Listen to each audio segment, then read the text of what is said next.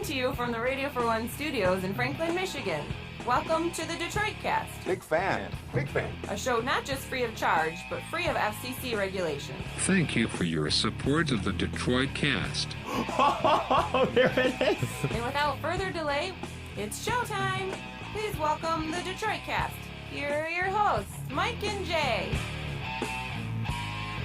Well, good day, everybody. Welcome to the Detroit Cast, powered by DealsInTheD.com. With your hosts, Mike and Jay here. Big E is here. Shalom, Big E. King, how are you, my friend? Oh, just fine. How are you? A little tired, I got to be honest with you. I'm a little tired. Oh, Mike. Yeah, That'll be transparent to the audience, though. Oh, absolutely. I hope, anyways. E likes to eat the dust balls out of the board, right? I just pulled a new one out of there. Just eat the dust. Come ball. on, I've already done E. it before. No, I'm not going to do the same trick over and over again. There you go. I've done it before. That's good enough. It's on camera, and it's in the members area. Is it? Yes.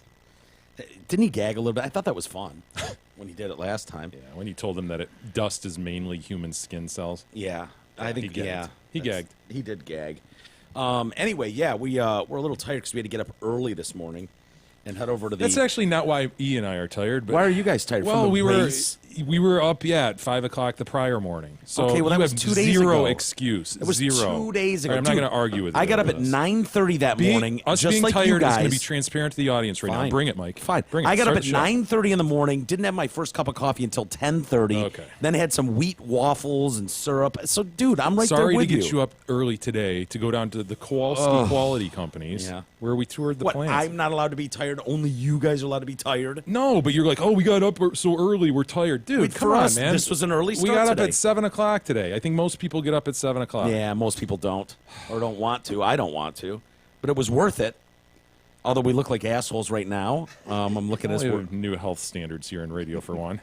Well, we saw how good it works. We saw what the dust just did to the board. We don't want no that type of particles inside hanging out yeah. in here, yeah, and hurting us. And so I think we were allowed to take these from our tour of the Kowalski Meat Factory today.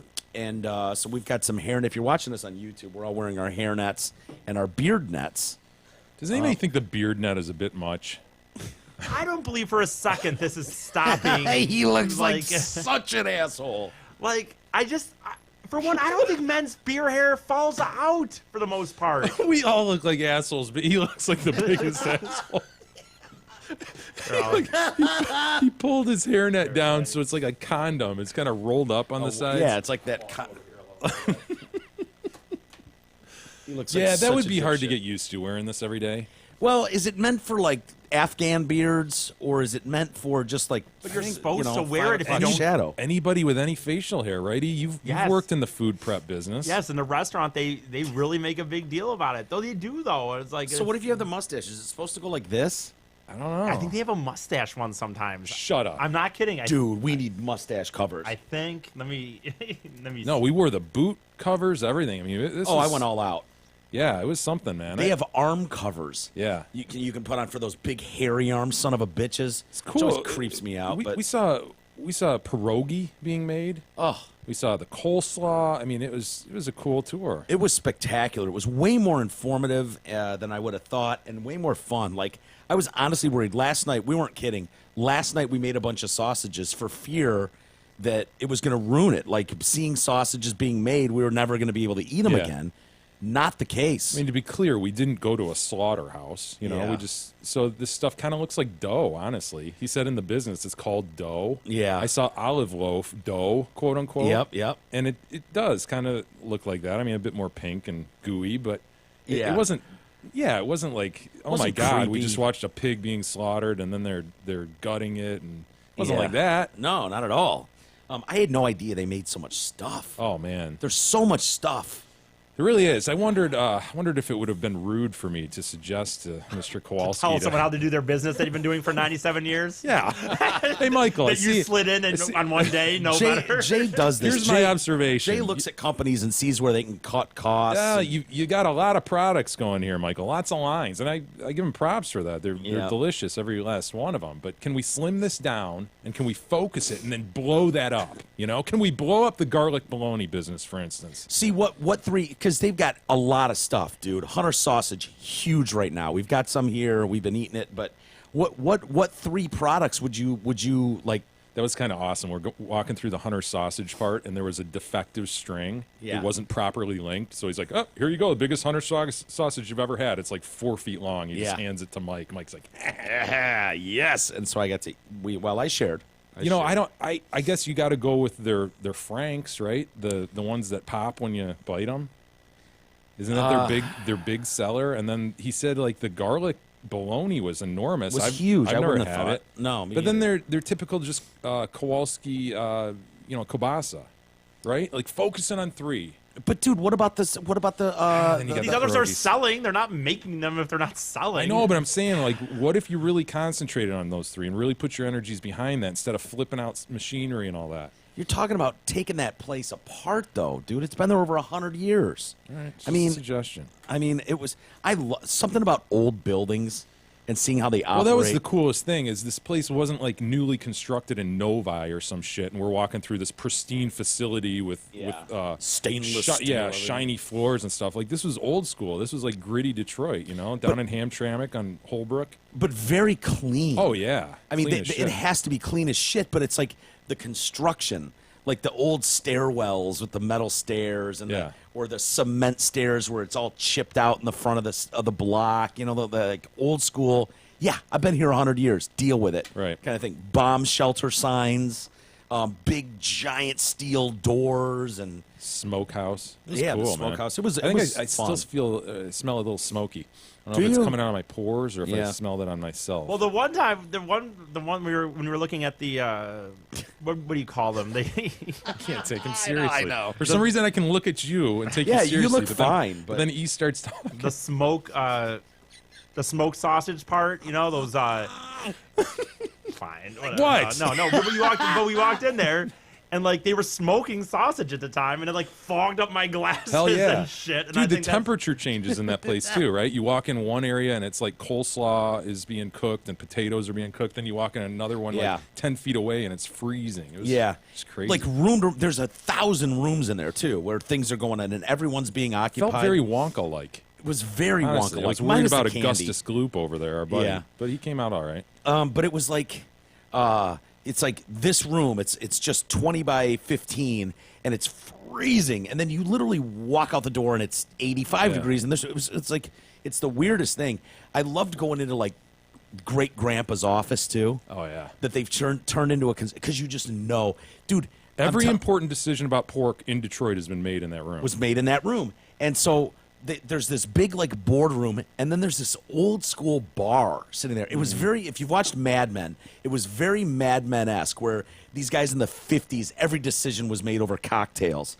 And so it was like, is this an active bar? And Michael doesn't really drink. He's like, I guess. He opens the thing. Sure enough, it's filled with bottles and Yeah. old glasses. And what are those when they people pour like their vodka or their whiskey just into what are those Oh, sure, the crystal. the crystal vase type thing where Yeah. the thing pops. I want one of those because I want to pour whiskey out of one of those instead Yeah. of just like a bottle of VO or something. It adds something. It does. It's more classy, definitely more classy. and I want to know what the fuck that painting was worth, dude. He's got a painting in there, and he's like, there's an interesting story here. He tells us the story of this old painting, and great-great-grandfather bought this thing, and he's like, it's pretty valuable. I'm like, he's... What are we talking? What are we talking here? Do you know the value of it? He's like, yes, I do.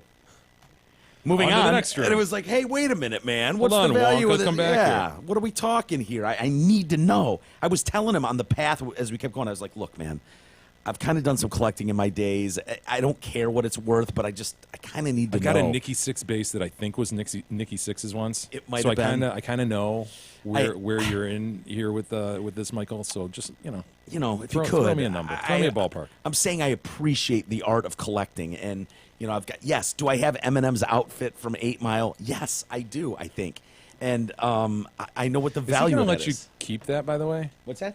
remember how he needs you to stand with him or Trump? Are you willing to make that decision? Is he going to let you keep Oh his yeah, outfit? is he gonna come back Oh, and take shit. it from you? Yeah, I don't This know. poster here. I mean, is this go? I mean, Yeah, there's a lot in this house that Well, there was Mr. Marshall will be in the coming sand. back A to line was retrieve. drawn. Mr. Mathers. Mr. Mathers, yeah. Could you imagine? I believe you have something that belongs to me, and he's going house to house, just ripping shit I out. saw you. I see you voted for Trump. I didn't though. I'm kind of adopting a new policy, kind of like Jay. He voted for Neil Gorsuch. I think I voted for stronger immigration laws. I think that's what I've actually Racist. But who was the voted name for. of the person you circled? Racist. But it's irrelevant. You know what? I can't. Racist. It is very. How did you say that? The hat. Yeah. It's kind of rolled up. Condom. Got it. But also, like your beard cover, the way it hangs down, it's doing its thing. Like eases tight like a Santa Claus beard. Looks like he's got a Santa beard on. It's foolish. Hey, as we roar into Rocktober, Ram Power Days at Zott M59 Dodge Ram continue to blow away the competition. Due to unprecedented demand, Zott has extended the remarkable 169 lease on the new 17 Dodge Ram Bighorn Crew Cab 4x4. Yes, that's a mouthful, but a 169 lease keeps your pockets full. Folks, this is a loaded $45,000 Ram truck, and they have 175 of them to choose from, only from dealsinthed.com. Yeah, Marisa was with us, and we got a lot of pictures taken. So we should have some nice photos, maybe even videos. Indeed. Of our video up. But this has renewed my vigor, Jay. To I think plant visits should be Vigor a thing. has been renewed. Oh, I agree. You know what I mean? Like We're making a call today, Mike. yeah, we need to get on Chaska, Minnesota. Chaska, Minnesota. We need to get into Mike Lindell's place and check out some My Pillows because, I mean, it's an honor to be toured around the Kowalski facility by the owner, Michael Kowalski himself. It's the only way to do it. It is. I mean, some underling could have shown us around, and that would have been fine. We wouldn't have heard great grandpa's stories and things like that. No. The Wall of Death we wouldn't have seen, and Right. it wouldn't have been explained properly what that was, and so to be toured around Chaska, Minnesota's My Pillow Factory by the one and only Mike Lindell is going to be another dream of ours. Yeah. And then I think we should start booking annual tours wherever we can. I never would have thought I would have been a fan of the tour, but They're informative and fun. I know you really were championing this bigly. This was your thing. You're welcome. Is this something you like to do as a child? Did you do a lot of factory No, tours? I think or? he sort of hit it on the head when he said it's my Greenfield Village-ness coming out. I don't know. I Yeah, just but you hated I Greenfield did. Village. I hated it, but dude, I see a great opportunity A in lot this. of kids, like that's the thing. When you're a kid, sometimes you don't like that stuff, and then when you're older, you appreciate Yeah, you start it. to appreciate. I don't know, man. It's just a really old Detroit company. I thought it would be cool to go see how sausage is made. Oh, and I'm glad we did. Anyway, what else is going on in the world? Colin Kaepernick is now suing the NFL. Yeah, he filed a grievance. Isn't that the same thing as suing them? No, Well, how is that not? They're talking about money he could he get. filed a grievance under the CBA, man. So what are they supposed to make a ruling whether it's a bona fide grievance, old man or pussy? Essentially. Is that basically what we're doing here? Essentially, he's asking for bona fide, of course. I don't know how, because I was thinking yesterday when Aaron Rodgers went down with the collarbone, throwing shoulder, I was like, oh man, they're bringing in Chase Hundley. This is hilarious. They're going to need a backup, and Chase Hundley's never really played in the league. He threw 3 picks. Why wouldn't you? Aaron Rodgers is a huge supporter, as you pointed out. Yeah, he's spoken out for the Kaepernick cause. Exactly. Why? I mean, that's what I thought all along. Is there's going to be a situation where it happens every year. Team gets in quarterback trouble. Yeah, who's the next man up? You know, I mean, you grabbed Jay Cutler, Miami Dolphins, right? Like, is there another guy out there like that you can reasonably go, yeah, grab him, not Kaepernick? Tony Romo? Could you Yeah. pull Tony Romo out of retirement? Maybe to Green Bay, maybe. Would Kaepernick? I don't know if Kaepernick would be fit. I don't know if this hurts his cause, though, to file a grievance against all 32 teams in the NFL. Yeah, it's interesting timing, right? Yeah, it sure is. Because, the next day, all of a sudden, probably the best quarterback in the NFL goes down. I got to be honest with you, too, man. The more I watch that hit, I You don't didn't know if like you've it. seen You didn't like it. I really kind of didn't. And I'm not one of those. I'm one of those. See if you can find the hit, E, and I'll show it to Jake, because I don't think you've seen it yet. But I think if you were a fan of the Packers, or, Of course. obviously. If you're not, you'll love the hit. But you can see, you've seen hits where guys get hurt, and you go, part of the game. It's a violent game. It's a vicious game. I mean, when we were growing up, there were guys with hit lists on their towel. Remember that, dude? Yeah. Who was that picked up Jim McMahon and slammed him on his shoulder? He was a Packer too, I believe. but anyway, it used to be 2 steps. They would give you 2 steps, and then you could smash a guy. So he gets rid of the ball. You have 2 steps because you just can't possibly slow yourself down. They've pulled back off that, and they just kind of eyeball it, and they go, dude, That didn't look right. you probably could have held up more. And you see players making a concerted effort to kind of pull up and not smear a fucking quarterback. Yeah. Well, he's rolling right, and there's a guy, a Viking, chasing him down, and he throws the ball, dropped too, right in the hands, just dropped. Oof. Looked like Ebron out there, another tight end for the Packers. He proceeds to put a shoulder into. Well, here I'll show it to you. There it is. Right shoulder. That's Anthony Barr. There's no Shoulder, problem right with that elbow. hit. No one has a problem with this hit. Dude. Nobody. No, man. Here's the thing. I think Of course, if that's your guy, you're gonna look at it different. Yeah, wow, Mike. I was expecting something different. I think because of the fact that he wrapped him up and drove him into the ground, where it's like that guy's watching him throw the ball. That guy knows right now the ball's gone. He knows it, and he still wraps and then drives that shoulder into the ground. He didn't need to do that. He just didn't. And I know he wasn't flagged on it, and you won't find very few experts that are saying they have any problem with this hit. My thought is, I've seen guys pull up when they could have smeared a guy and probably been okay with it. With a premier quarterback like that, I think you just, even if he bumps him in the shoulder and sends him flying, he doesn't break that collarbone. And I think that hit is like kind of unnecessary. I say that going, kill me that Aaron Rodgers is out for the year. Yeah. I mean, I hate Aaron Rodgers. He's a lion killer, and he's kind of a prick.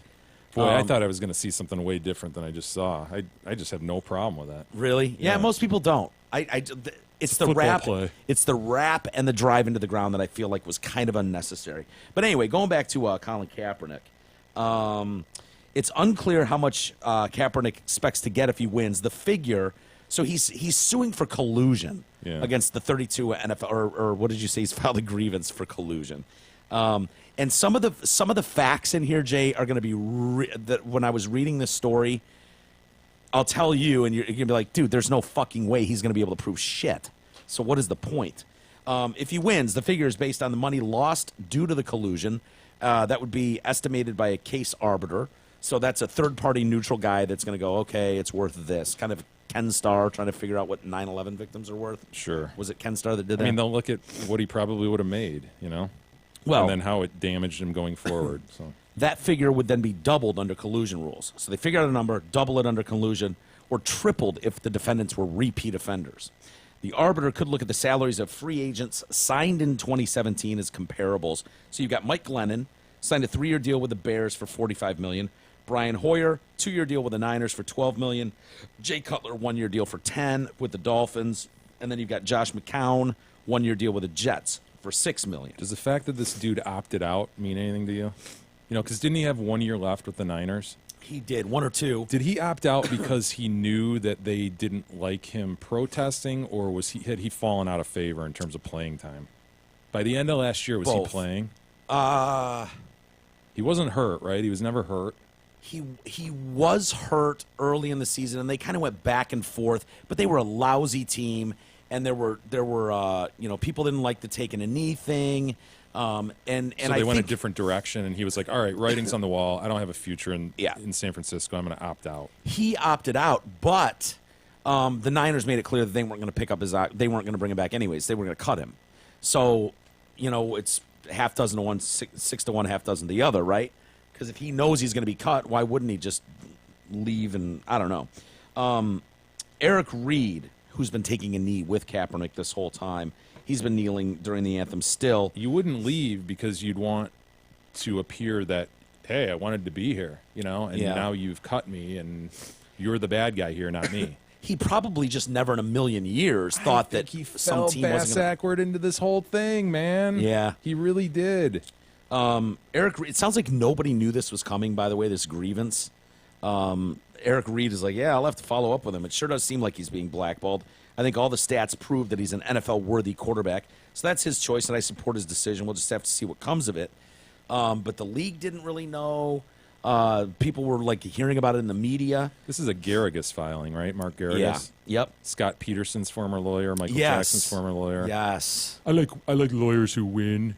Well, he should have won that Peterson case. He I mean, did that's- win the Jackson one, right? Jackson, that was a criminal Yeah. Yeah, or was that civil stuff he was involved? I don't remember. Maybe both. I don't remember. You mean when Jackson was dancing on the hood of his car or the roof of the car afterwards? If he hopes to win, okay, here's what Kaepernick needs to prove. Ready? Lawyer, get your input on this. He has to prove that more than one team or a team and the NFL office actively work together to exclude him. If a single team's officials excluded him, that would not count as collusion, obviously, because collusion is two parties. He must also produce evidence of the collusion from within the last 90 days. That is the limit set by the NFL's collective bargaining agreement. Wow. Okay, so aren't we thinking that if there was collusion, it would have been done at the end of 16, like way more than 3 months ago? But that evidence must prove that the teams agreed to exclude him. Merely criticizing his actions isn't enough. Neither is a team hiring a statistically inferior quarterback over him. Donald Trump is irrelevant with regard to a suit. Collusion must occur within the NFL. Even if Trump himself persuaded a team not to hire Kaepernick in person, it wouldn't count. Has to be team to team. Yes. So even if Trump went into the office and went, "Don't you dare, don't hire him. He's un-American." Yeah, doesn't count. Doesn't matter. Making it harder, and this is where I think he's going to really have a problem. Rules for arbitration committees mean he can't subpoena emails or other communications. So I was going to say, dude, if he doesn't have like full discovery and say, you've got to turn over this stuff. Yeah.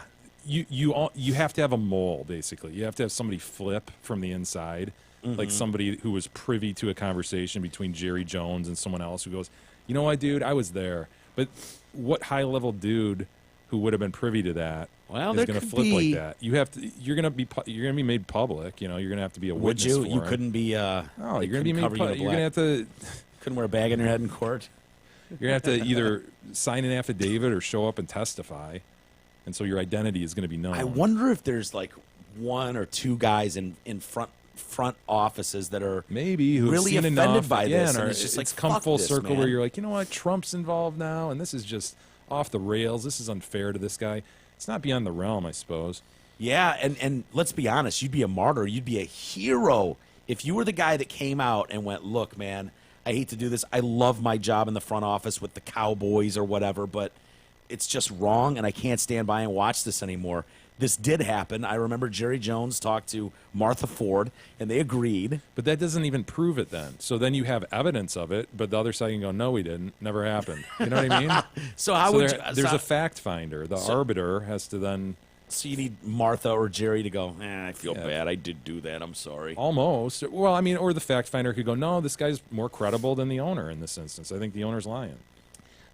So he can't subpoena emails or other communications because such federal rules do not apply. Despite that, he still needs to prove that the clear preponderance of the evidence shows collusion to have taken place. Even if he is hired by another team, he can still continue his grievance. So he could be picked up by the Packers or whoever and keep this thing. How weird would that be? There is no requirement for him to drop the suit. Kaepernick's goal has always been to simply be treated fairly by the league. That's according to Garrigus. And I've got a statement from him, but whatever. So why do you think, like, knowing all those things, what's the move by a lawyer here? Like, why would you, is it just about, like, getting your name out there? Yeah, I mean, you're seeing through the process, you're using what you can under the process and taking a flyer and maybe, like, stoking a fire under somebody that I just described, somebody within a team that wants to come forward, has had enough with this, and maybe you drum up some evidence. Who knows? Do you see Colin Kaepernick on a field this year? On an NFL field this year? I just fail to see like how this guy isn't qualified to be playing somewhere on some roster. I'm not saying like starting, but it just seems weird when you're bringing guys like Jay Cutler, who's like, "I'm done, no interest, I'm out," and of course they dangle how many millions in front of him, and that convinces him to come back. But how is he not the next man up? I guess where if you legitimately are looking for a player who's healthy, who has experience in the league, a few years experience, right?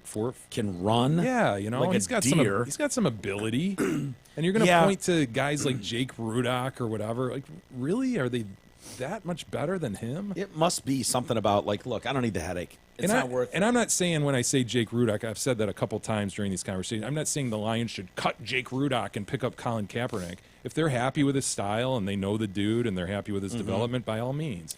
But I'm just saying when that's the sort of guy you have in the league, you're saying Colin Kaepernick can't fit somewhere? I just find it a bit hard to believe. Well, this is the interesting time. But at the same time, I agree with an owner if he just singularly goes, no, not interested with that in that guy. I'm just not liking what he's all about. Don't like how this whole thing is played out with him, and I'm going to go in a different direction. And you see guys make tough decisions all the time. I mean, you look at Bowman.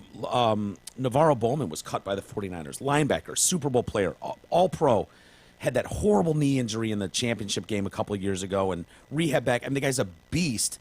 And the 49ers are just like, yeah, we're thinking about making some moves. We're going to give him less playing time. And so he says to John Lynch, the now president or GM over there, hey, why don't you let me take a run on another team then, blah, blah, blah, blah, blah.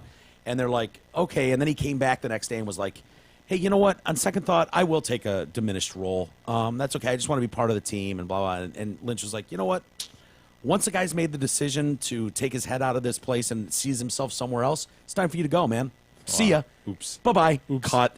And so he's going to be picked up by someone, but it's like that's how temperamental those things can be. Now, as you keep making the comment about Jake Rudock, and I understand why.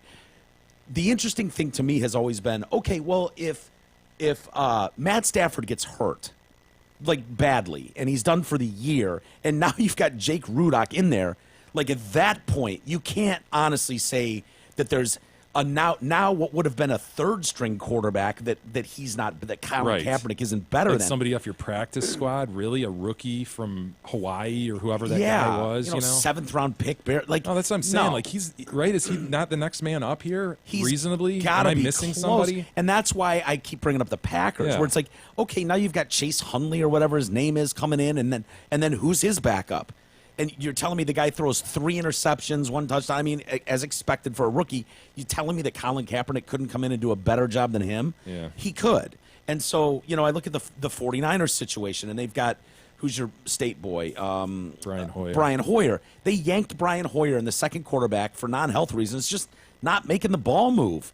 And they bring in C.J. Beathard, third-round pick out of Iowa, and throw him in there. He did okay. He did fine, but it's like, you can't tell me that Colin Kaepernick wouldn't have been a better guy than C.J. Beathard or, he knows that. Like, I don't know. It's something's just, fishy, dude. Something is. And I know I've really stood strong with like, nah, man, this league makes decisions on who can help this team win. But as we get further and as more and more quarterbacks drop off or get traded, there's talk of Eli Manning being traded now because they're 0-5 or something, or were until last night. I think they won last night. But like if he was traded, like, could you see Colin Kaepernick going to the Giants? I don't know. As more guys fall off, though, I imagine we'll see something and see one of these guys, see this dude end up somewhere. But yeah, I think he will. Hey, got to mention the Listener Business Network, gentlemen. Check out the Detroit Cast Listener Business page. It's a page under the Help the Show tab on our website, DetroitCast.com. This page includes businesses owned by listeners. Take a look. It'd be great to support supporters of the show. This is something that has been growing over time, so make sure you're checking back and, most importantly, using the businesses and recommending them to family and friends. Today's featured listings are The Blind Biz, specializing in all types of custom blinds, shades, and shutters, free in-home consultations, and free installation. They serve all of Metro Detroit. Also, DRKM Strategies. They specialize in helping independent small businesses grow by using proven internet marketing methods, enticing new customers to find you online. In fact, we use DRKM, and they do a great job for us. So check out everybody on our page, including The Blind Biz and DRKM Strategies. See, Al Michaels stepped in it last night during Sunday Night Football. You say that stepped in it, and I know you're just, kind of introducing the story. But, dude, what a fucking joke that you can't just reference. In the context that Al Michaels referenced Harvey Weinstein, you're not allowed to do that. Yeah. I guess. This is one of those, it's so weird to me, like, I just thought we were all on the same page with comedy, where it pushes the limits. The best stuff does. And Al Michaels, it's like his job is to be relatable to anybody in the country. Like, well, that's the thing you got to remember, dude. And I think you, among the three of us, forget this the most. Is that there are a lot of conservative people out there who wouldn't touch this show. Really? I mean, wouldn't even touch it. They our show, you mean? Yes. Yeah, they don't walk into their place of employment and go, what the fuck's up, man? You know, it's just not how it works. And so when you're talking about a guy who has to relate to the whole country, he's got to be very vanilla. You know that. I'm not telling you anything you don't know. But, God, you can't even mention Harvey Weinstein, like hot water. It was, and it's such a Harvey Weinstein had one of the worst weeks in the history of mankind last week. Like that's, and then to make an absurd statement like, the only person that had a worse week than Harvey Weinstein is the New York Giants because they're 0-5 at the time. Yeah. It's a ridiculous statement, but I don't know how it doesn't in any way diminish the victims, and that's the key, I think. Is like you're just making an observation that this guy had a tough week, just like another guy that everybody has heard about and knows about had a tough week as well, and it's just a quip, and it's just kind of crazy that, God, even in the most vanilla spots, you can't even do that. Well, it's just this rush to be offended. It's like, how dare you say his name and make me think of that? Is it like a triggering thing? Like it makes me think of that? I don't know. Al Michaels, though, these guys are constantly looking for something to be relevant or make a statement that, is relatable or is funny. They want to be thought of as with it. And it's like you take the biggest news story in the world and find a cheap way to make a reference to it. And, anyway, he's getting all kinds of shit for it. It was during the Giants-Broncos game. And here you've got a situation where the Giants are 0-5, and they're up by 14. And so he says, let's face it, the Giants are coming off a worse week than Harvey Weinstein, and they're up 14 points. Collinsworth is kind of laughing awkwardly. Like one of those. Doing a Billy Bush. Yeah, one of those where I got to support my partner, but boy, he mentioned Harvey Weinstein. This is gonna suck. And Collins was like, only my LA guy comes up with that one. Wait, was Collinsworth doing a Billy Bush, or was he doing the black guy on the local news channel that went, yeah, jigaboo music. Yeah, that's what it is. Check out my smile into the camera, America. Get used to this face. You're going to know who I am now. Was he doing a sit back little and wink and a smile? letting Al hang himself, or was he laughing along? All right, let's hear it. You got it, E? Bradley. I mean, let's face it, the Giants are coming off a worse week than Harvey Weinstein, and they're up by 14 points. Only my LA guy comes up with that well, one. There you go. All we have to do All right, play it again. Did he go into the mic? Which one, Al or Chris? Was that Chris who went like Gurfed? Yeah. Okay, here's what happened here. And we're going to break this down a little bit. Al had this fuck yeah, written. This was lined up. Like for this sure. was, at some point in this game, he was going to say this. And you notice because he did what a good comic should do. And he let the joke sit and waited for the reaction. And there was a pause like Collinsworth didn't know what to say. So listen, Al Michaels gives this a natural pause to let the laughter come. Bradley. I mean, let's face it, the Giants are coming off a worse week than Harvey Weinstein, and they're up by 14 points. You know what I mean? He could have easily said, hey, let's be honest. The Giants coming off a worse week than Harvey Weinstein, but they're up 14 points. Yeah. As soon as he said Harvey Weinstein, he knew that's where his punchline was, like, and he let it sit. Huh? Backed off the microphone, maybe even hit the silencer on his mic. I think you might have heard the mic drop at that point. Yeah, is that what you heard there before that Collins? Was his mic drop moment? The Giants are coming off a worse week than Harvey Weinstein. Pause. And they're up by 14 points. They're up 14 Only points. my LA guy comes up So with then he that comes one. back from the commercial break, right, and apologizes. Oh, is that when he apologized? I knew he apologized. That was my perception of what I I read. want to apologize for the Merc. I am no way. I am mentioned someone. I just, blah, blah, blah, blah. It's weird that these guys are starting to get live in the moment Twitter response updates. Like someone is watching Twitter going, Al, we're going to need you to come back. We're coming back from break in 20 seconds. We're going to need you to apologize. Twitter is absolutely on fire right now. You are the most hated man in America, second only to Harvey Weinstein right now. Please, I beg of you to make an apology. And we've seen this a couple times. I'm trying to think of the other example that happened live on TV where someone might have been Costas or something. Quick reacted. Had to quick react. Yeah, Pivot. because Twitter and what was going on Twitter, I mean, people were abuzz with shock. They're just shocked at such an I can't believe insensitive those comment. people I gotta be honest, I'm not trying to put people in a box, but I can't believe those people would be watching Thursday night football.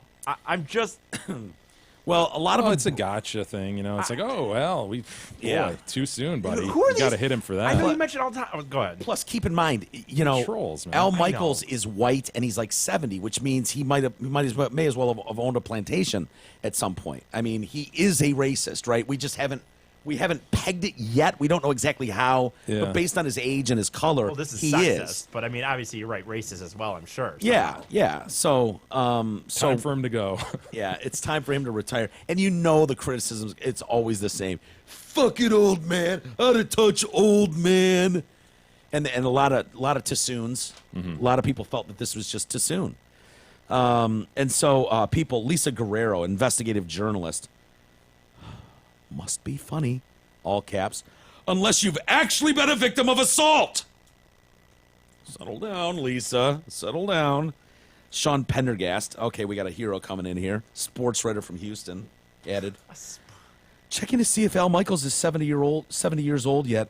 The age of immunity where you can say anything with no reprisals. Is it reprisals or reprisals? Reprisal. Kind of like reprisal. Okay, we can go reprisal. Do you mind? No, I don't. Okay, good. I wasn't married to reprisal. I'm fine with that. Reprisal. It is. Reprisal it is. Okay, good.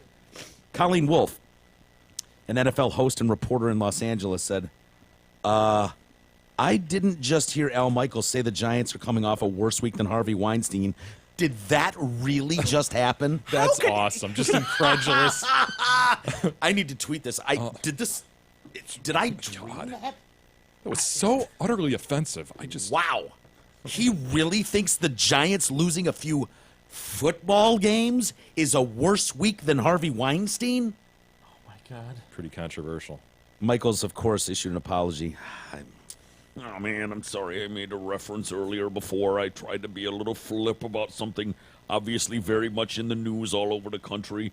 It was not meant in that manner, so my apologies, and we'll just, leave What it manner at was that. it? I know, meant he in? doesn't say. What It manner wasn't was meant in that manner. What manner? And you know this was told to him, Al, please, you're the most hated man on Twitter. Please, just make an apology. Because he ends it with, he's probably like, fine, get out of my fucking earpiece. Yeah, I want Fine. that audio. That's the audio I want. You're right. Is the producer in the ear telling him and his response before he comes back? And because he ends it with, so, my apologies, and we'll just leave it at that. Well, we didn't mean to. Also, James Corden, you'll be happy to know, apologized. Yeah, I too, saw that. Which is great. He was the hot water yeah. comment. Yeah. He was. And He then was the the plant, one, the the potted potted plant, and it's beautiful weather today. So beautiful, in fact, that Harvey Weinstein has invited today up to his room for a massage. I don't want to really go. It gets on such a slippery slope. But you mentioned these Easy. people So offensive to our Asian listeners. with these Twitters. I should just go find their Twitter account and go through their entire history of tweets, and I hope they don't have any. I mean, a mildly Right. a joke. I'm not even gonna say mildly offensive. I'm just gonna. I hope they don't have a joke in their Twitter account. Because if Pick it's a one joke, out. it's Pick one probably. out and scan it. Call them out if it's true. Yeah. If I that's will. the case. See, if you're so bothered by this, go get them. I'll lay his apology out of here. See if you guys think it's worthy. James Corden's. It's really quick. How does the English accent? To be clear, It's a fake English accent. so I can do anyway. any fake Yes. English. Okay. To be clear, sexual assault is no laughing matter. I was not trying to make light of Harvey's inexcusable behavior, but to shame him, the abuser, not the victims. I am truly sorry for anyone offended. That was never my intention. Thank you, Queen. Yeah, no, that's the point, right? He's shaming the guy, not the victims. But He's more shaming a potted plant, though, than anything. I mean, the potted plant was the one that got came in, right? well, it's a victim. Okay. Hey, you have an annual physical to make sure that you're healthy. What do you do to make sure you remain financially fit? Mark Leibovitz at LPL Financial specializes in thoughtful and unbiased investment guidance designed to keep your finances in shape. So call him today. Tell him you're a friend of the show for a no-cost, no-obligation consultation. Call 248-626-2000 and ask for Mark. Securities and advisory services offered through LPL Financial, a registered investment advisor. Member FINRA SIPC. See Bowe Bergdahl Yeah, pled guilty, right? to desertion charges. Not to be sentenced until later this month, I believe. Yeah. Are they still talking about life imprisonment, possible death? No, all that kind of shit. I think that's the max for.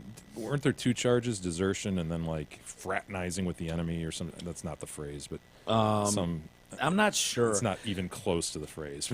you know what I mean? I do know what you mean. The second charge, I think, carried a max of life, but if you're Okay. pleading, you're not getting life, obviously. Yeah. Well, he's pled guilty just to desertion charges. He appeared in military court today at Fort Bragg to face charges for fleeing his post in Afghanistan back in 2009. And the Taliban captured him shortly after he went AWOL and held him for 5 years before Obama secured his release in exchange for 5 high-level Taliban prisoners at Guantanamo Bay. And we've argued this before. It might be the worst trade since Herschel Walker to the Vikings. It was bad, from the man. Cowboys. You know what I mean? Like, as far as like Yeah. trades go on paper, One-sided. I mean, given- Misbehavior before the enemy, misbehavior, not what would- fraternizing. But that's not bad. That's not a bad stab you took at it, though. Yeah. Fraternizing with the enemy. The misbehavior before the enemy charge carries a maximum sentence of life in prison, though sentencing won't take place until later this month. So misbehaving in front of the enemy, would that be like flashing them in a window or something, or jacking I off? mean, at it could their- be creative pecker play. We don't know. Yeah. Pretty broad. It does sound broad. I think it's intentionally broad. He did an interview, Bowe Bergdahl, filmed last year by a British filmmaker. He said, and where he said it's the first time it's aired, though. Yeah, I watched that. He looks like Did a you? whiny little bitch. I watched at least part of it. Yeah. Did you see him say it was insulting that Yes. he's been portrayed as a traitor? Yeah. He offered no explanation for why he abandoned the outpost in 2009, but says the narrative that he deserted the company to join the Taliban is false. You know, it's just insulting, frankly. It's very insulting, the idea that you would think I did that. In a taped conversation with Mark Bowl, which aired on the second season of the podcast Serial, I tried to get into that. I never really could.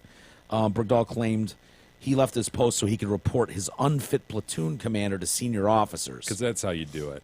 Right. You just go traipsing around Afghanistan, hoping to find someone. And the shittiest thing about this, maybe you mentioned this, maybe you didn't, is that 2 guys got really seriously injured. At least, I thought there were a couple guys that got I killed. don't think they died, but I think serious injuries occurred while they were searching for this asshole who walked off his post. Right. Bergdahl said he doubted he could get a fair trial due to the negative comments made by now President Trump on the campaign trail last year. Yeah, Trump is just like, shoot him, he's a traitor, he should be dead. Loser, bigly loser. We may as well go back to kangaroo courts and lynch mobs that got what they wanted. The people also want to hang me. You're never going to convince those people. I know it's very much like Scott Peterson, and I feel terrible for him if it's just like, oh, kangaroo courts are just going to hang this guy and charge him with murder and sentence him to death, when clearly Scott Peterson's innocent. But I don't know, Bowe Bergdahl, that story's just forever bothered me. His parents, that whole fucking thing is so weird to me. And the fact that he just, like, no one's followed up and asked him more about, so I understand you haven't talked to your parents since you got back after 5 years in captivity. 5 years, dude. Think about that. His dad, remember, grew that beard out and started speaking fucking Arab or whatever, and then, or Arabic, I mean. Well put. Sorry. And then was, at the podium, like, giving secret messages to the Taliban in front of Obama. yeah, I Obama remember. spoke the language. He knew what he was talking about, but the rest of us didn't. And it was just so weird. And then it's like, this guy gets rescued after 5 years of his old man begging. Hasn't even spoken to him yet. Again, dude, I go back to my original theory. I think his dad I convinced know. him, walk off, Taliban will grab you, we'll make a trade. I've talked to Ahmed Akmel. He's expecting We'll make you. a trade, you're out, my guys get helped, everything's good. And then it didn't go as planned, and he's pissed. He's pissed at his old man. Well, we talked about this forever ago, and it's like, think about like the biggest family fight you've ever had, like one of those ones at the Thanksgiving table where cups are fucking slamming against the wall. It's like, fuck you, Dad. I've always hated you. You've never respected me. Your plates are flying. Figgy pudding everywhere. Dude, turkey legs are fucking hitting the ceiling. Mom's crying. And you storm out and slam the door. I'll never speak to you again, you fucking piece of shit. And you take off. By and you're Christmas, you're back. Well, the ham okay. is on the table. Let's say you never recover from that. And then you go, fuck you, I'm going to the military. Suck my dick. And you storm out and you leave. And then all of a sudden you're captured by the Taliban. Like, everything gets erased. Like that like the blow up you had at Thanksgiving because Mom burned the potatoes. Seems kind of petty, doesn't it? It does. And it's like, now it's like, holy shit, it becomes real. It's like, oh my God, they're cutting off heads. They've got an American soldier captured in the Taliban. If we can get our kid back in one piece, not just like a body and a head in separate boxes, it's a win. The idea that you'd get him rescued, he'd come home, and what, he's still hanging on to the Thanksgiving 05 fight? He wants nothing to do with you. There's something there, dude. I'm telling you, there's something that we have not heard that stinks there. Doesn't make sense. And if you talk to military guys, not that we have a ton of military friends, but to a man, anyone I've ever mentioned Bowe Bergdahl to, they just go, oh, fucking traitor, fuck that dude. Like, every one of them is just like, inexcusable, don't walk off your post, you don't desert your boys, period, end of story. I don't give a fuck what else is going on. La, la, la, la, la. Don't do it. That's why Trump played that card in the campaign. Yeah. Dirty, rotten traitor. He's a bum. Yep, stinks, bigly, cares, string him up, he's a loser. I like people that work up for the Taliban. After a huge blowout Thanksgiving fight with their parents. Did you see these bodies found in Joshua Tree, by the way? No. Look at these two poops. What happened, man? Well, they're not here anymore. They're dead. But, yeah, these two bodies found in Joshua Tree National Park nearly 3 months after this couple from Southern California vanished while hiking nearby. The sheriff's department said the bodies were found Sunday. Rachel Nagayan and Joseph Urbisu. The two of them. Win? Isn't that how you say that? What? Win? Nguyen. Is that win? I think so. Boy, that's a weird way to spell win. I know. Like, okay, unless it's or Nguyen or win. I think I've heard it both. It's definitely not Guyan. It's definitely not Nagayan. No, I didn't say Nagayan. I said either Guyan or Gin. Nguyen. You're going to do win I'm with gonna that? do win. You don't have a single W I know. or an I in there, and you somehow get win It's out of it? preposterous. I know. I'm inclined to go with you, though. Okay, it's Rachel Wynn. Rachel Wynn and Joe Orbeso reported missing on July 28th after they failed to check out of their accommodations. Dude, I do that all the time. Like, go to a hotel and then don't check out. I just haven't leave. checked out in years. I was going to say, I didn't even know people checked out anymore. Yeah. Honestly. Unless they're that, like, there's a reason you're doing it. Like, what kind of reason was it? I don't know what that would be. No, what kind of reason are you going to... I'm not pronouncing that word. Well, which word? Just finish your thought on that. Specific. Okay. Good job. Great. What's wrong with See? that? I Why know. was that so hard? Why do we have to fight over that? I wasn't going to say it right. You did, though. So they didn't, people are like, oh, they didn't check out. It's like, yeah, well, who would? No one does that anymore. So anyway, his father, Gilbert, took part in a search on Sunday. Who? Gilbert Orbeso. He says, I thought I was going to find him. After 3 months? Really? Would you think that? Ugh. I mean, although he doesn't say whether alive or dead, so I guess he's sort of right. I didn't know when, but I had my answer today. They were found, he said that they found clothing near a wash and a trail of water bottles and food wrappers, and that led them, like breadcrumbs, to the bodies, which were embracing one another. My wife's really going to be upset about this. Oh, man, they were like hugsing and stuff in a dead position. Wow. Well, that They stinks. spooned to death. Yeah. I hope they can rest in peace now. They got a ping from his cell phone, which was recorded in the park a day before the couple were reported missing. Their car was found nearby. So what, do you just curl up and die? What the hell, man? Well, they went through all their candy. I mean, they left the wrappers and water bottles. They probably pounded that in a day. So you just shiver like a chihuahua and just perish? Would you be like... It's like the lady who was found like 10 feet off the Appalachian Trail. Remember Yeah. that? Just Oh, yeah. bones inside a tent. Yeah. She's like, in her journal, she's like, well, this is it. I'm lost. She's literally like 100 yards off. Not even, the dude. fucking I think she trail. was closer to 10 feet off the trail. That's why you don't go out there. No one should go out to the Appalachian Trail. They said this is always bad when it's like their car was discovered near the Maze Loop. Ugh, anytime you hear loop in the woods, it's not good. So footprints were What does that seen mean? I don't leading away understand. from it. Okay, it means there's a loop. It means you're walking in circles. Oh, okay. The way the tracks were picked up indicate these people could be just absolutely walking in circles with their food wrappers and everything else. I think I would go out. If I was going to go in an embrace, I'd want to be in. Don't you think you'd want to be in your girl? Like, if you could, if you had a choice. Like, this, dude, this is how we go out. We're spooning. Well, but check his penis bone. I mean, is it left inside her? I don't know. Where'd they find the penis bone? They didn't say. You don't know that he did. You just said they were embracing. Yeah. And you He could have assumed been. it was a He hug. could have entered. is that preposterous to think? Like, I'd never respect if it was like, oh, I found him, and then it's like you got to grab. Dude, I think if you're Gotta about grab to him by the die hips in and an it's like- embrace, you have zero energy, my friend. Really? Yeah, I don't even know that you have enough blood flow to get the panoose up.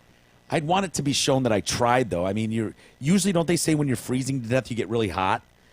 And so you can strip off your clothes a lot of times. And if it's like if you had her pants down and your pants down and you're in an embrace, it's like, well, at least he gave it a yeoman's effort. He tried. He tried to get in there and go out with a bang, if you will. But look at them, poor man. guys. Oh, looked like a happy couple at one point. Well, you see him there, right? You see him there. I see him. Yeah. Anything spectacular? Do you think like martial artist or badass or? No, I wonder about that thing on his forehead. Or is that just a water Holy mark? shit! No, that's a a thing. Yeah. Yeah. God damn it! I didn't even know. How did I Mike, miss how do you that? look at that dude for 2 seconds Well, and not see it's- the thing on his forehead? It's taken up a lot of the forehead. It kind of blended with an eyebrow. What's up with the wisps of hair coming down on the forehead? I don't. Yeah. I don't mean to speak diss of the dead, but that's It's intentional too. is it? Yeah. Look at that. He like combed down little wisps on his forehead. I think he's trying to change the subject from that thing on there. He Right? should grow those longer then and swoop them down Yeah. over that thing. Again, we don't I mean to think he speak diss of the dead overshot. at She's all. a nice looking chick, right? She looks a lot younger than him, it seems. Yeah, is there shit. Is there No, are they in the same league? Maybe No, they're not. No. He definitely played out his league. He looks like some nice titties there, but is the forehead Oh exactly God, yes. She's going bald. This is good news that this happened. He had Yeah. a thing on his forehead. She was going bald. This wouldn't have worked. Long run. Not in a long run, yeah. So anyway, they were there to celebrate. Let's see, was it Wynn's birthday? Her birthday, according to their friend Austin Young. Now, Austin Young said Orbiso, the guy here with the forehead thing and Yeah. the wisps of hair coming down. There's no forehead thing. What? See, that's you got water on it or something. I don't. And here's Yeah. another- Seriously, did you spit on that or I something? did not spit on it. I mean, here's another. See, now I'm left to go, what the hell is he changing the subject from? Here's another version Yeah, of there's it. there's Yeah. no thing on the forehead. I'm sorry I spoke ill of him. Yeah, well, All right, well, he's got a weird chin. What's that thing on his chin? That dimple thing? yeah. Yeah, but that's not nearly. It's not like, like And he she should be doesn't. By the killed way, for She it. doesn't appear to be balding as quickly as I thought in that other picture. And he looks a lot younger right there, doesn't he? With Mm-hmm. his glasses on and just kind of staring about. Well, he's 21 and she's 20. Holy shit. Here's the thing that I got hung up on, though. He's a security guard at a Long Beach golf course. Fine and dandy. They're from Southern California there. So his buddy says he was in very, very good shape, always carries knives when hiking, and is a survivalist. Does he appear to be in very, very good shape to you? I mean, just first glance, Yeah, I mean, he looks he looks fit. Yeah. okay, he's in good shape, but would you be like, no, this guy is shredded? It No, just I seemed don't like think that's what he said. Very, very good shape and shredded are two different things Yeah, to Mike. me. Okay, Definitely. really? Yeah. I think You can be in very good shape and not necessarily Mike, be. the phrase survivalist should be more of a concern to you than very, very good shape. Well, we know the guy that's a died. The guy died hugging his girlfriend. Yeah. In a bush. Okay? Shivering like a chick. What kind of Ugh. survivalist does that? Yeah, not anyone I've known. I think there's foul play here. I'm going to. Do you really? Well, I don't think you rule it out. Well, so you don't think a 21-year-old survivalist who's shredded with his girlfriend could make their way out of Joshua Tree? I think he could. That's what no, I'm I saying. know. Yeah, I know. So you think he could make it out? So you think foul play? See, I would think I wonder. they would say that there were stab wounds because it sounds like they were walking I'm in not circles. saying he stabbed her. Yeah. Well, why don't we take a break, gentlemen? Did you see Larry Flynt's offer in the Washington? I thought this Times offer just was made post? months ago, like during the campaign, wasn't He it? made a different one then Really? for $1 million. And now it's up to $10 million. He's Yeah. offering $10 million to anybody with information that leads to the impeachment of Trump. Yeah. I'll give you the details when we come back. It's rather hilarious. We'll get into that and more next.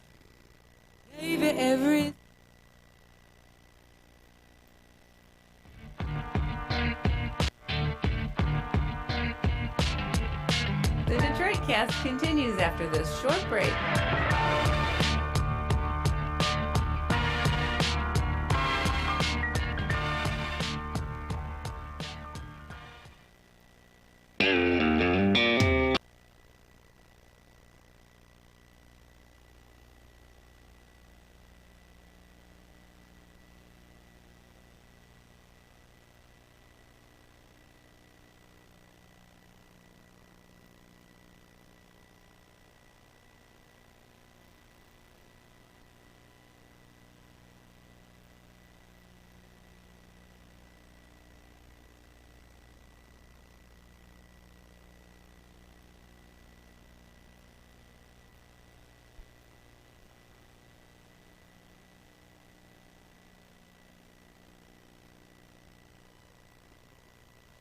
Hi everyone, this is Kelly Menino, your event coordinator for the Hamlin.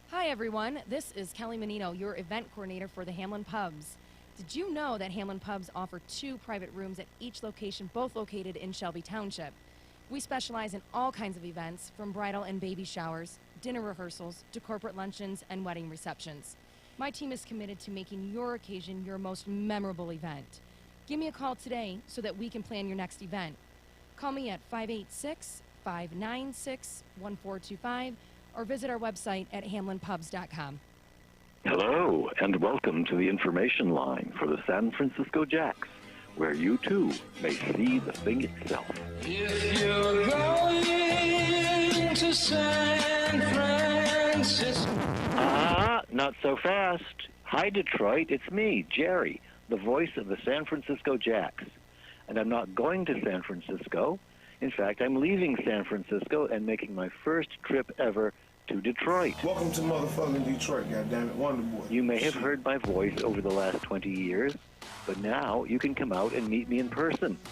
Thanks to my friends Mike, Jay, and Big E from the Detroit cast, I'll be in town. I hope you'll all come out to the Hamlin Pub at 22 Mile and Hayes Road in Shelby Township, starting 6 p.m. on Saturday, October 28th. Mark your calendars. Plan to come out and hang out with the entire Detroit cast crew and me, Jerry, the voice of the San Francisco Jacks. Once again, that's Saturday, October 28th, starting at 6 p.m. at the Hamlin Pub on 22 Mile and Hayes in Shelby Township. Come one, come all. We'll take pictures, drink beers, and have a blast. That's my promise. Woof woof. J.O. play only. No cocksucking, no butthole play. Everywhere we roll, let's go around, and they all know tricky. That's what's good when they all say tricky.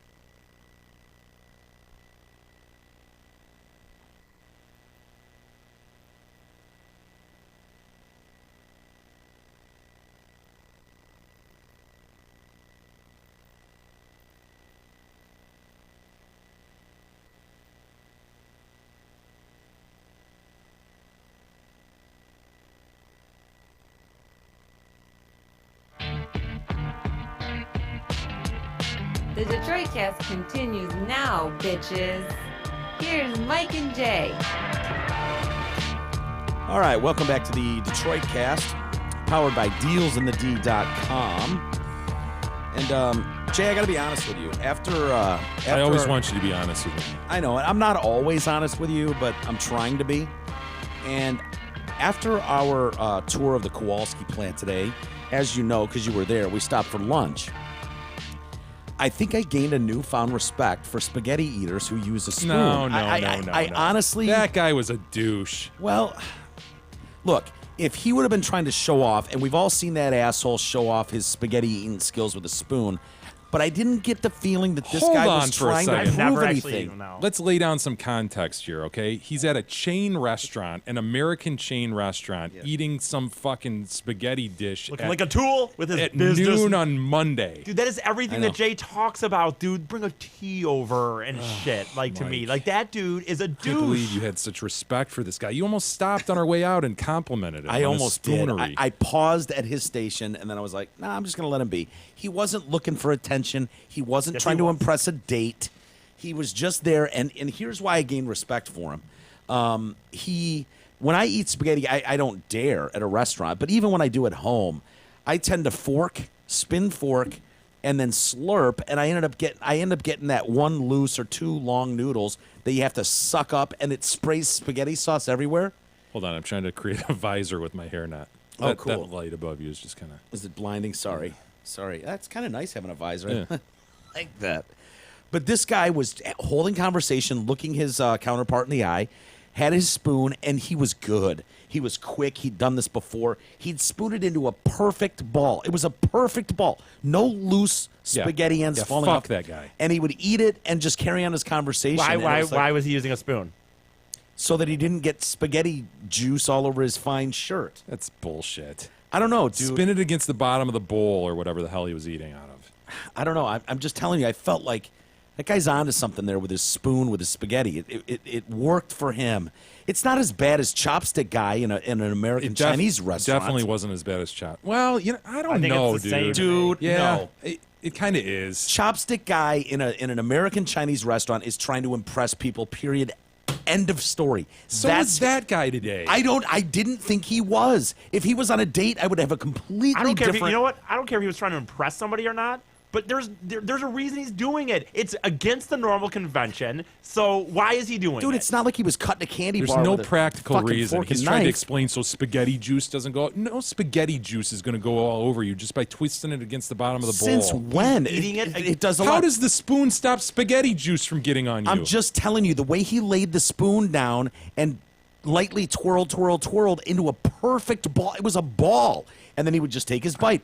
And he wasn't bibbing himself. He appeared to have no napkin and he didn't need it. There was no bibbery. He knew he didn't need bibbery because he knew there was not a drop of that impossible to get out spaghetti sauce that was going to end up on him. Speaking of food, and we should have gone to Hamlin, dude. That's where we should have gone instead of this damn place, and we wouldn't have countered this. Let me just say this because I don't think you guys paid as much attention as I do, and then you can get to your Hamlin read. He appeared, and I don't mean to change your minds. You guys have your opinions, and you're entitled to them. It appeared that he had some sort of a shake in one of his hands. Now, I did see that. I actually did see that, and I also told you, like, dude, his hand's shaking like a mother. Yeah. But I don't know what that has to do with that. Well, maybe he just knows if he tries to just do the normal twirl, he's going to be a fucking mess because You just described the shake in his left hand as spoon holding hand. Is that where the shake was? I saw it in the spoon holding hand. However, it might have been in the... risking the spaghetti juice going all over him with his shaky, stupid hand. It might have been in the... How about you use your other hand to brace your first hand so no shake occurs, and then you go one-handed fork? You're bracing your forearm. It was his hand that was moving. Maybe you have a shaky hand, spaghetti's off the table. Yeah, maybe you're just done with spaghetti. But maybe he figured out a way to still eat spaghetti by Soup and spooning spaghetti it. is off the table. That's it. You're done. I'm just saying. Shaky-handed guy. Hey, got to tell you about the Hamlin Pub. They have 5 locations: Clarkson, Chesterfield, Rochester, and 2 in Shelby Township. Hamlin Pub offers a wide selection of craft beers. Jerry on October 28th. And they also have great happy hour specials Monday through Friday, 2 to 6 p.m.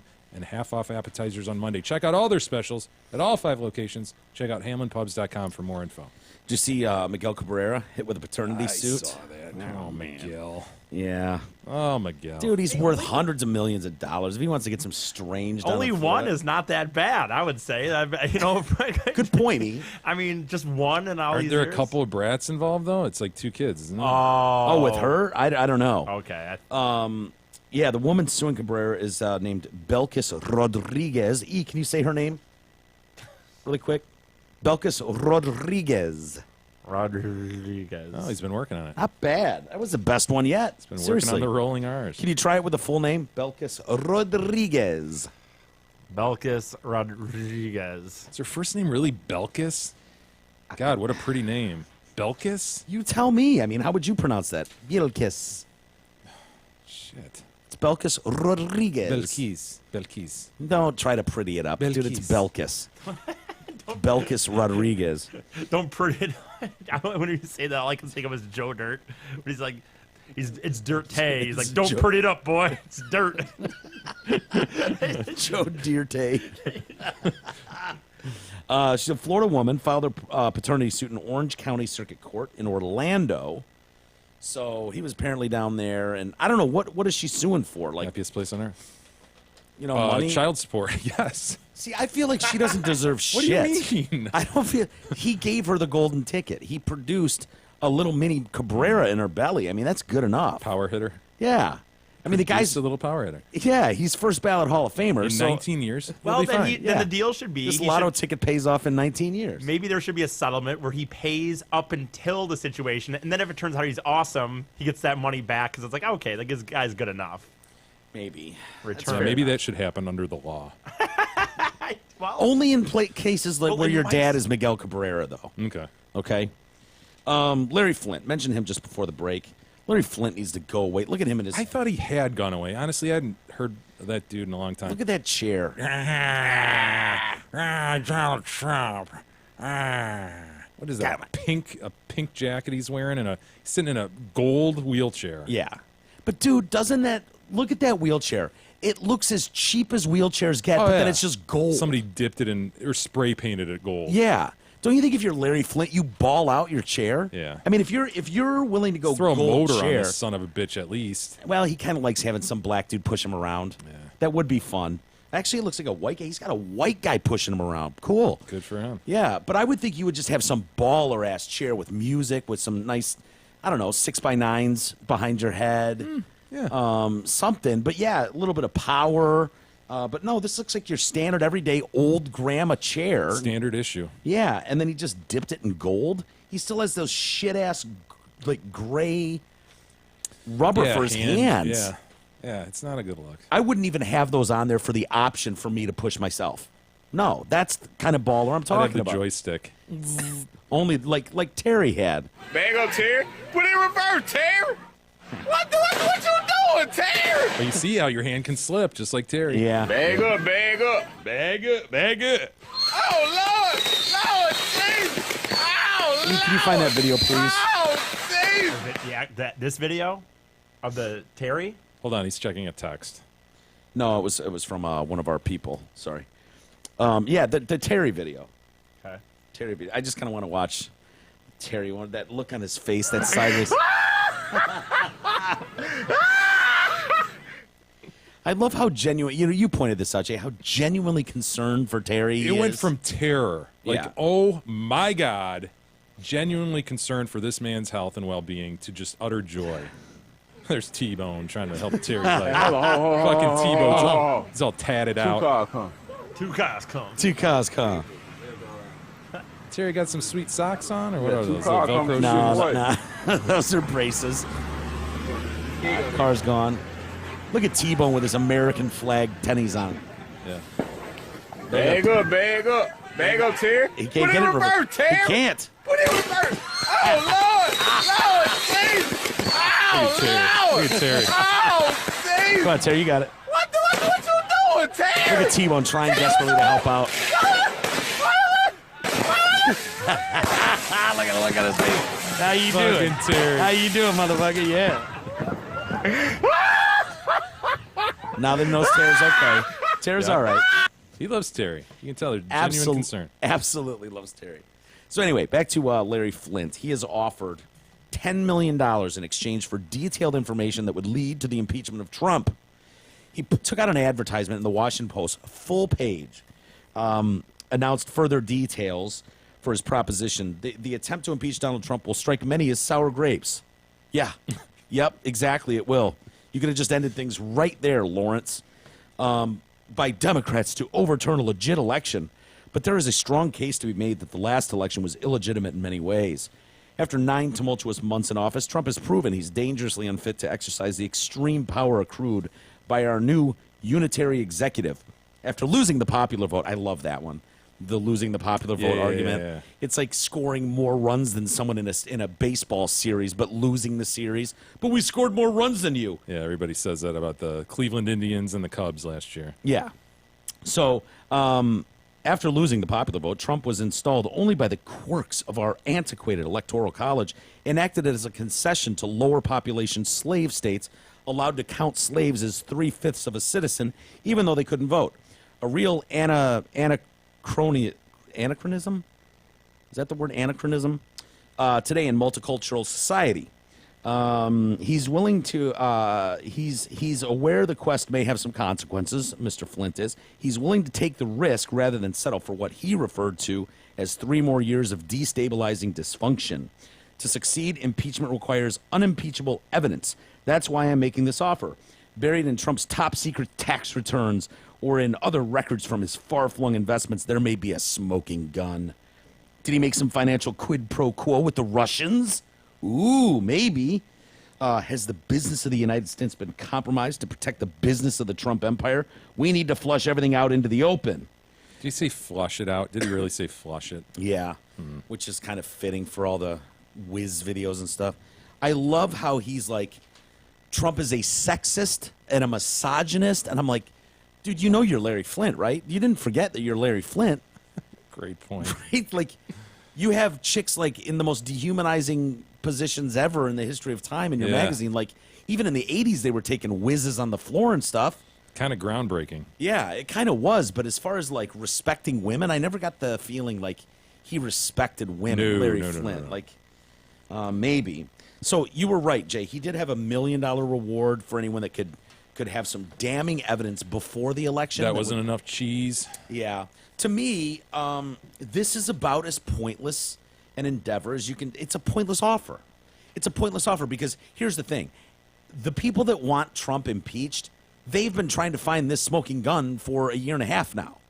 Like, it's not for lack of effort. Everybody's been searching for this smoking gun. Yeah, but it might entice somebody $10 million to do something nefarious to get it, you know? Like when he's talking about tax records or something. That might cause, but then how are they going to collect on the money if they did something nefarious? You know what I mean? Yeah. Because they've got to come out in the open and say, hey, this is how I got it. Here's the records. Yeah. Look, I get it that people hate this guy. I totally understand why. But, you know, I saw Hillary Clinton over the weekend talking about how, talking about Harvey Weinstein. By the way, she's not giving any of the $250,000 back that he donated to the Clinton Foundation. She's made that clear. But she's like, yeah, Harvey Weinstein's bad, but I mean, just look, we've got an admitted sexual assaulter in the White House right now. And I'm like, we do? We have an admitted sexual assaulter in the Oval Office. That's just a lie. That's a flat lie. If what you're pointing to is the fact that he went, when you're famous, they even let you grab him by the pussy. If you're talking about that comment. It's locker room language, Mike. But it's not, it's hardly, like, the nerve of this woman with the baggage and the claims that are made against her husband, she tried to brush that off as those were a long time ago. Well, by the way, and her, you know, all the talks of, like, any time that any woman comes forward to say something happened and how Hillary herself just buries these women. Yeah, that one's I'm a little less I don't know. I'm offended by that one just because it's her husband. If you believe it, like I don't blame I don't blame the woman for trying to discredit those women because it's your husband. But at the same time, she's on this giant push to like all women should be believed and blah blah blah. It's like, dude, your husband was accused of rape in multiple cases, sexual assault. It's bent. If your husband's dick is bent, and you would know that from the one time you guys had sex that produced your brat, your horrible Chelsea Clinton brat. You would know if it was bent, like Paula Jones said. If his dick is bent, case is closed, dude. Case is closed.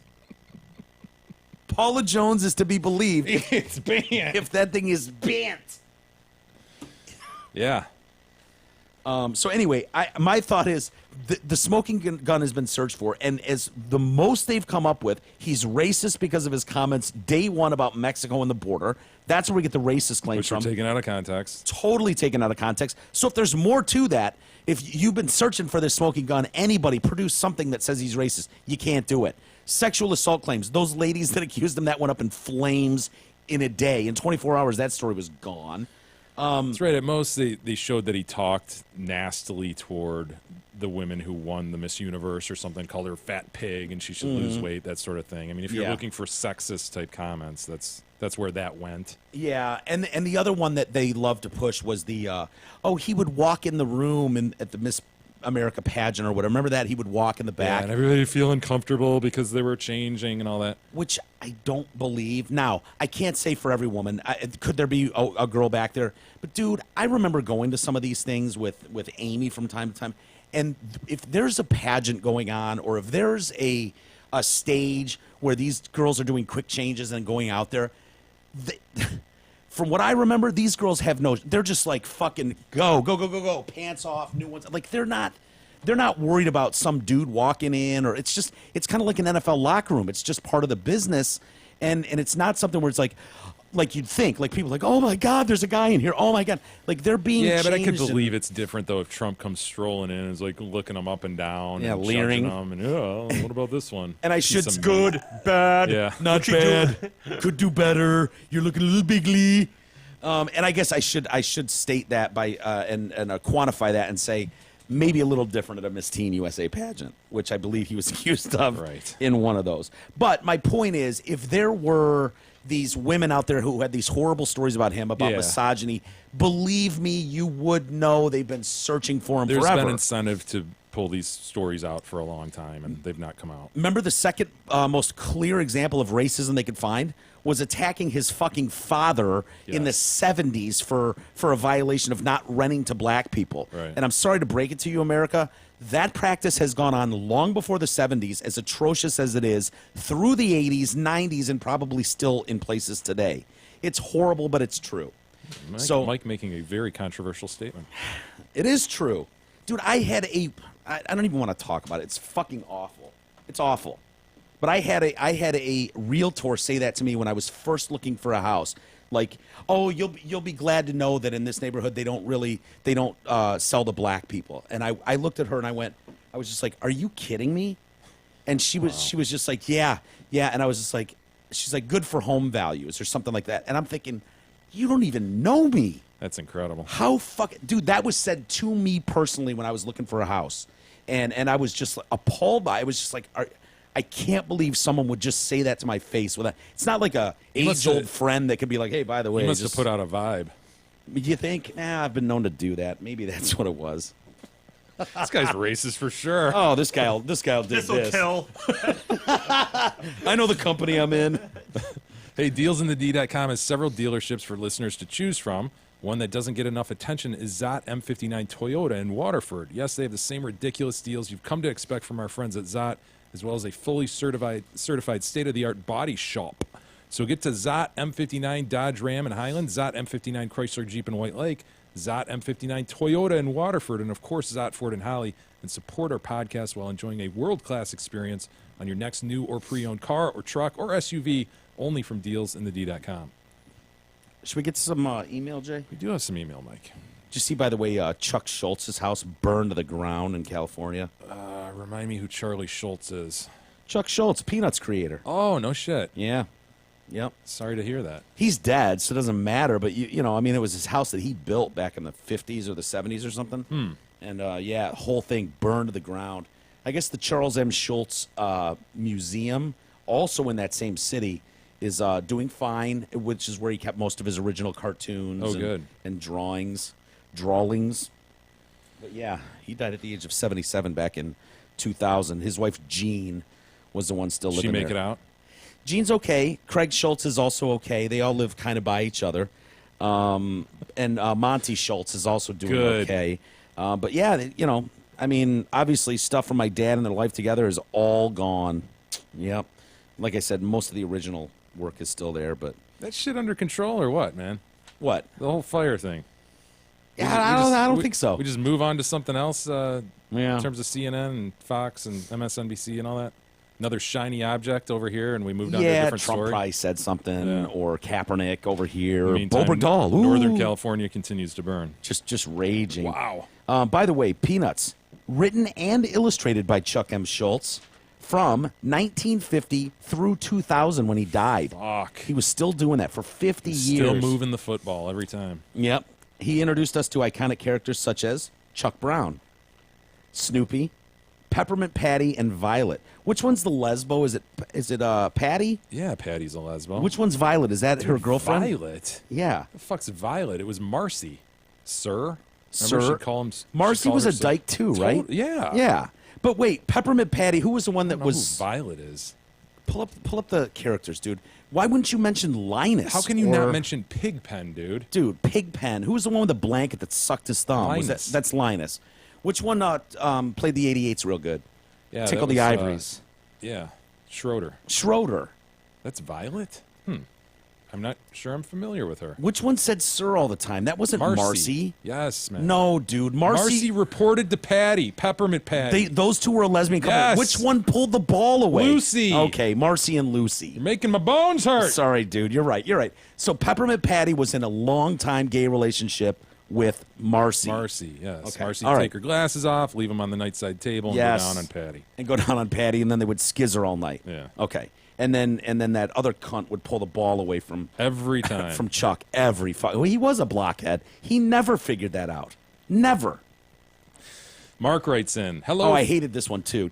Is that Chuck's Sally. younger That's sister? Sally. Sally. Fuck Sally. Sally is Linus's sister, I think.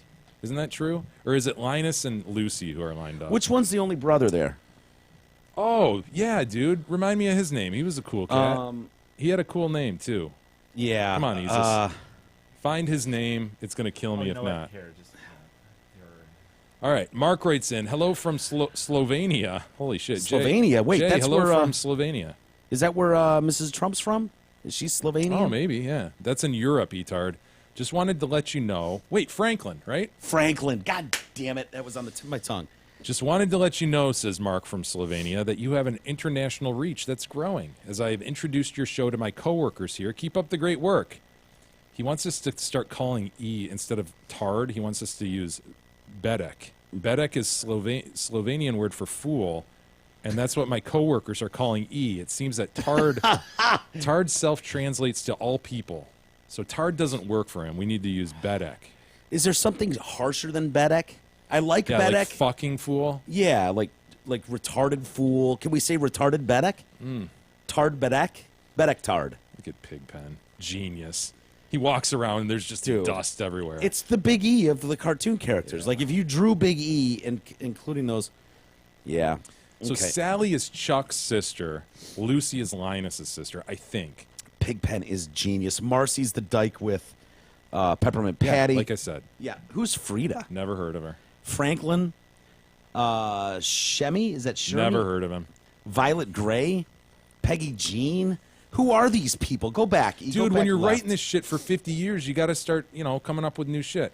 How about this, man? How annoying Woodstock. How annoying was Snoopy in Woodstock when he'd go into his Sopwith Camel Red Baron thing? I liked the Red Baron at first. Dude, it got so weird. It was like, oh my god, he's imagining this whole war, and he's sitting on top of his doghouse. It was just, I wanted it to move forward. Yeah, you wanted more out of him? Yeah, it was just kind of dumb after a I while. got to admit, dude, the scarf and the Red Baron hat. It's a good look. First time man. I saw it, was like, that's dope. That's cool. By the way, and that's lived on because I guess this whole town loves Chuck M. Schulz, Of course. where he's how could it not? Yeah, I guess he's in Santa Rosa, California, Northern California. And so he's got this airport. The Santa Rosa airport is known as the Charles M. Schulz Sonoma Airport. Features bronze sculptures of all the Peanuts characters. Its logo is Snoopy flying on top of the doghouse. So they're playing into the whole Red Baron thing. So, I mean, it's iconic It enough. is. That It's definitely iconic. It's just the part of the specials, the holiday specials, that would bother me. Where I'd go, okay, I get it, man. He's imagining this and whatever. Yeah. Move on, please. Tell me what happens with the Great Pumpkin. That's kicking up, by the way. I just saw commercials the other day for the Great Pumpkin, Charlie Brown. Yeah. It's awesome. Does Linus ever find the Great Pumpkin when he's hanging out in that patch? No, dude. That's the whole thing. It's just like they're all making fun of him. I just love how Chuck keeps getting rocks. Though. I know, dude. Oh, poor Chuck. His stocking at can't catch a Christmas doesn't break. get coal. Yeah. It's unbelievable. It's fucked at every turn. Yeah. Nate writes in concerning festival cash on wristbands. Danny Tanner, Uncle Joey, and Kimmy Gibbler. Wait, say that again. Danny Tanner, Uncle Joey, and Kimmy Gibbler.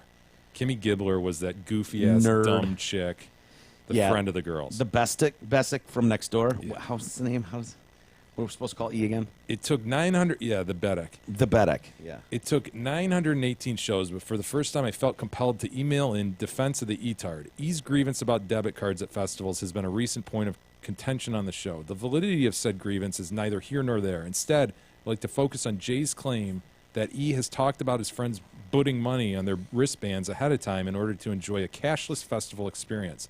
I really think E is right in saying that it wasn't him who introduced this idea to the show. In reality, it was the Fire Festival that brought this to Jay's attention. He's right, dude. He's totally right. Yeah. It was one of the most talked about points in the news stories about the failed festival that they convinced festival goers to put thousands of dollars on the wristbands that didn't work when they arrived on the island. Hopefully this is the first and last time I ever write in to defend Big Ephus. It just doesn't feel right. Love the show. Dictated but not read, Nate. He's right, E. He's absolutely right. That is where that thought came to my mind. E, I'm going to go on record and apologize to him. Are you really? Yeah, I'm going to apologize. Dude, that doesn't mean it wasn't happening at other festivals. Happy Forest was doing that. So should I still look through his text strings and see if that was discussed? You even admitted that the Forest was doing that. I never admitted that, You look dude. retarded with your beard cover I on, have dude. never said those words other than, as I have said, faster horses. It's the Fire Festival. I remember reading about that and being struck by, holy shit, they ganked all these people out of thousands. Yeah. Okay, good. Yeah, good call, Nate. Ryan writes in with a grievance, and he'd like to be put to the clock, so I'll go ahead and put him to the clock. I have a grievance to air. It seems that nowadays the cool and hipster waiters with their bow tie and beard like to take your order without writing anything down. As I give the order, I'm always amazed that they will be able to remember everything accurately because many times I can't even remember what I want to order without looking at the menu again. The problem is they always fuck up the order. Is it too hard to pick up a piece of paper and write the shit down? Sure, it might not look as cool, but at least I wouldn't have tomatoes on my salad or even get the right drinks I ordered. Then when they fuck it up, I have to act like it isn't any big deal to ensure that no one spits in my corrected order. Not a bad grievance.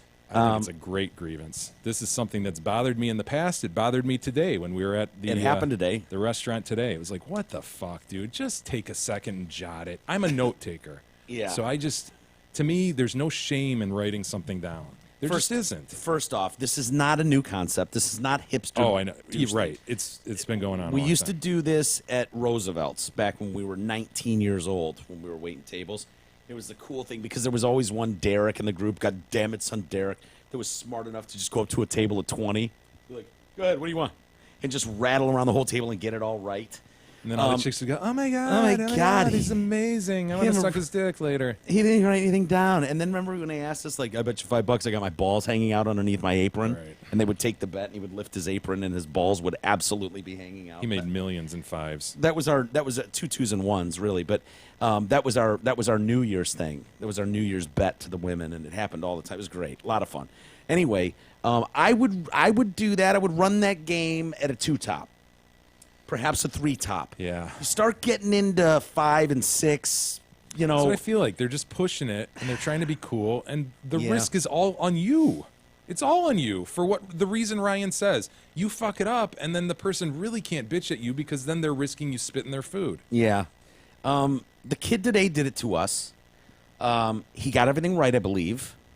Did he drop the ball anywhere? No, There wasn't any modifications, though, Yeah, so it it was- was pretty easy. Well, I had a no tomato in mine, and I requested a side of a dressing. He got all that right. He got our beverages correct. We didn't have the most elaborate order, but, you know. Standard American fare. Yeah. I'm not saying it's impossible to do or that it doesn't get accomplished, but I think it's a bona fide grievance because it does get fucked up. There are many times where it gets fucked up, and it's just totally avoidable. Well, are you saying you don't give any sort of level of extra credit for the fact that he didn't write down? No. Hell, no. He gets no extra. There is zero shame in him having other. In fact, I like it when somebody does because it's like, oh, you care. You care to get my order right. But see, he's going out of his way to impress you. This is a move to impress you with how good he is at being a waiter. Fuck him. And so when he does, if you're not going to give him any extra credit no matter what, because that's the point. He's trying to show off to you. I'm giving him more credit when he writes it down because this has become so normal of a thing that people are doing this all over that I actually like it when they take the time to write it down. If this is clearly an issue for people like you, and I don't know who the emailer was. What is Ryan? Ryan. If this is such an issue for Ryan, I've got a solution for you. I will fix this for you. You bring a simple pad of paper with you to the restaurant and a pen. You write down the table's orders, and you just go, "Sir, I'm ahead of you. Here you go. This is what we want." Yeah, and then the guy goes, "Oh, fucking smart ass," spits in your food. See, why would he win? But you're helping him out. Like, dude, I knew it was going to be complicated. If you were handing a piece of paper, you'd be like, "What do you think? I'm an idiot? Are you kidding me? You just handed me a you list? didn't have look. You what look, is this, Subway? Look, you got 5 tables, man. I was just trying to help you out. You know, I'll believe me, this will not affect your tip in any way. I just wanted to make this easy, and then hand him your note. You do that next time, Mike. Dude, I would fucking love that guy if it was like, you did my work for me. Dude, you're awesome. High five. Right on. And I'd go get that thing placed, and as long as my handwriting was legible, I'm just telling you, I'm offering solutions. That's what I do here. I give him bona fide. He's just... Nah, I don't agree with you on that one. What do you think? It's fine. Pussy or what? Sure. I don't know. Being a pussy. It's not a bona fide, so, in my opinion. Brian writes in concerning in vitro fertilization. Jay, Mike, and Ephus, I too am currently going through IVF with my wife. Takes forever, costs tens of thousands of dollars, hormone injections into my wife with giant needles nightly. And the worst part, you ask, we are doing all of this to achieve something I have been trying to avoid most of my adult life. I've attached pictures of the jack-off room where excellent. my embryos were born. You will notice the magazine's dim lighting and comfy chair. What you don't see is that all the porn in there is Asian. Needless to say, I used my phone and almost had to ask for another cup for my semen because I came, gross but appropriate, close to filling the first. No, bullshit. Hot Brian, shot. you know. Get out of here. You're going to convince us you filled a medical specimen cup. No way. Look at this room, though, dude. How weird is it? There's like a kind of a sexy picture, you know, kind of, you know, artsy, sexy thing, nude, silhouetted woman. It's just weird. My God. Dude, is that like a... There's a fan in there. The big Look how many guys have sat in there. Is this a chick laying down, like getting a doggy? Yeah. Or No, I think it's like a modern art kind of woman laying back on something. Dude, that's vinyl or leather chair. Imagine how many nude asses... Butts have been stuck on that. Dude, what is the move in that room? Do you just slip a dick out of a zipper hole? Or do you go honestly, pantsless? What do you do? I don't think I'm sitting in the chair, man. Fuck no.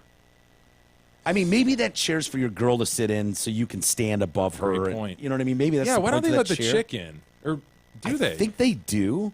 Okay. Because I would say, I'm scrambling here. I'm trying to get things working. Can you bring her in to at least blow me for a few minutes? Yeah, why is this totally on the dude? Oh, yeah, here you go. Here's your specimen cup. Send her in with me. Yeah, either send her in or I'm calling a hooker really quick. She'll be here in 10 minutes.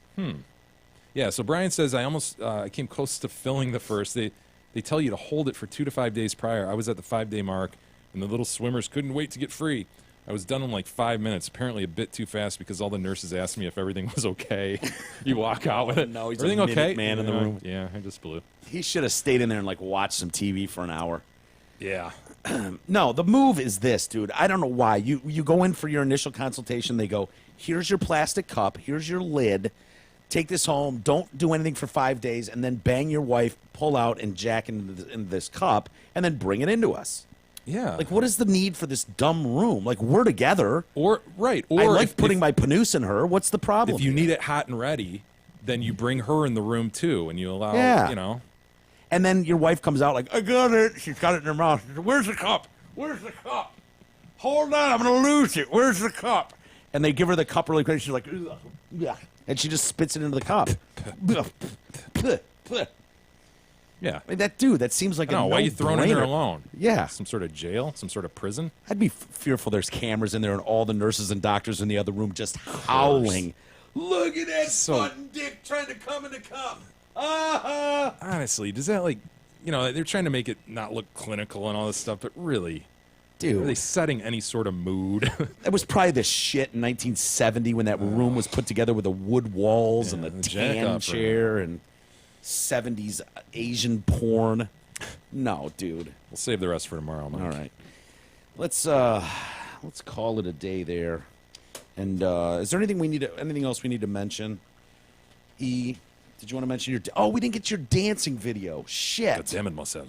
He's got a little 30-second dance video. Yeah, it's recital. Yeah, it's recital. Tomorrow, remind me. Remind us, E, please. Okay, At least remind Jay. He's got a better memory than me. We'll definitely watch that video tomorrow. All right. Have a great rest of the day, everybody. Thanks for hanging with us. We'll do it again tomorrow. We'll see you then.